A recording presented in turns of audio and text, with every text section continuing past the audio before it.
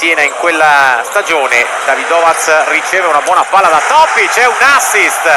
8-4 Stella Rossa. Finta, palleggio ancora aperto e tripla per Anga, presa bene dall'angolo.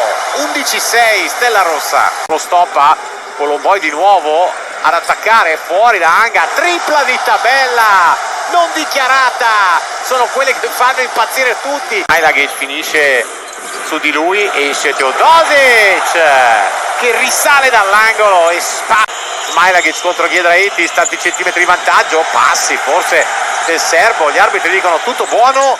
Smith alza la parabola e segna una grande.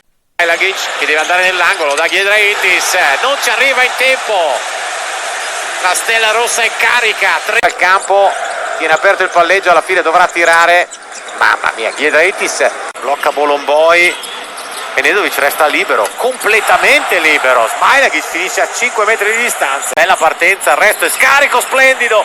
Teodosic ha spazio e segna la tripla del 50. Una Stella Rossa abbacinante al Partizan. Un giocatore comunque classe 96. Attenzione, Nannalita Bolomboi vuole tutti larghi e Anga in realtà il rimorchio, tripla ungherese, 6-8-4-8. Questo è un brutto gancio che prende il partito nel giro di un paio di minuti, oppure arriva la nona sconfitta stagionale. Dos Santos, grande movimento, anche il tempo di prendere la mira e probabilmente il vento. 71.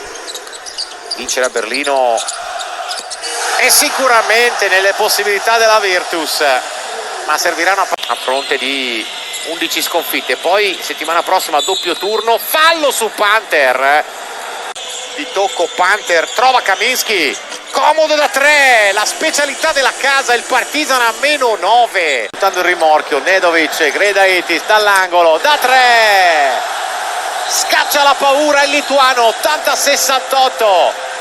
+12 Stella Rossa, time out Obradovic.